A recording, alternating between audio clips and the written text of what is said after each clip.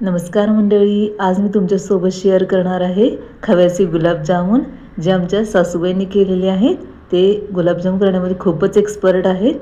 खव्याचे गुलाबजाम बघू शकते, मस्त अशी ज्यूसी एकदम खव्याचे गुलाबजामुन झालेले आहेत। नक्की बघा आणि ट्राय करा, खूपच छान होतात या पद्धतीने केल्यानंतर।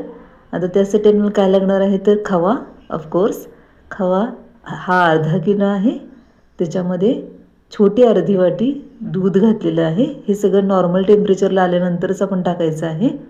आता याच्यामध्ये मिक्स केलेलं आहे दूध अर्धी वाटी, अगदी फुलार हाताने आपल्याला हे मिक्स करायचं आहे।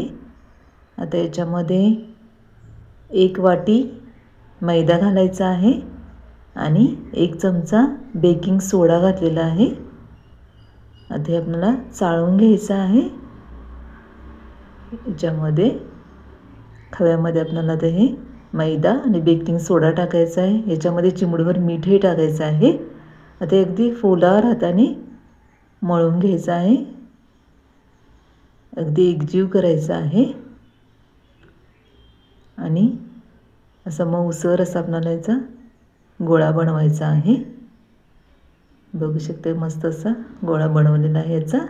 आता याचे आपल्याला गुलाबजाम करून घ्यायचे आहेत। तुम्हाला पाहिजे त्या आकारात छोटे मोठे आपण हे गुलाबजाम बनवून घेतलेले आहेत सगळे।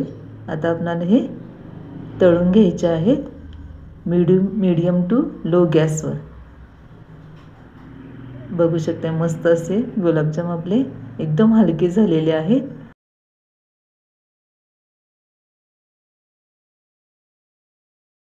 पाकासाठी इथे आता 2 ग्लास पाणी आणि 3 वाटी साखर टाकलेली आहे आणि ती विरघळल्यानंतर आपण तो असा पाक तयार केलेला होता।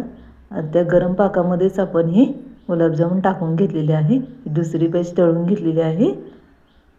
अतिशय सुंदर असे झालेले होते गुलाबजामुन।